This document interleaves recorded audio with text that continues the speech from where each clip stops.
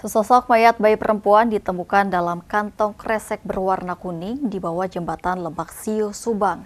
Di lokasi kejadian, polisi juga menemukan pakaian yang diduga milik ibunya. Polisi masih menyelidiki terkait penemuan mayat bayi tersebut.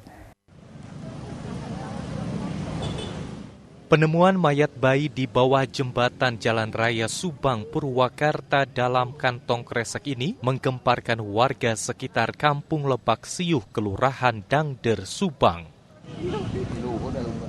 Warga dan pengguna jalan berjejer memadati jembatan karena penasaran ingin melihat mayat bayi yang diduga sengaja dibuang orang tuanya.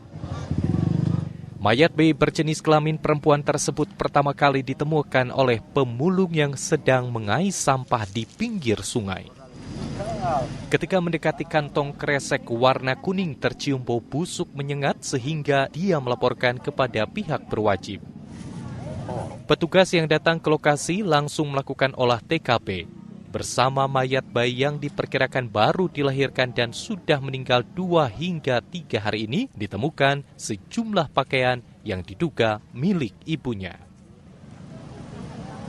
Mendapatkan telepon dari Kapolsek Kalijati yang mendapat informasi dari masyarakat bahwa ditemukan sesosok mayat yang terbungkus dalam plastik warna kuning di bawah jembatan.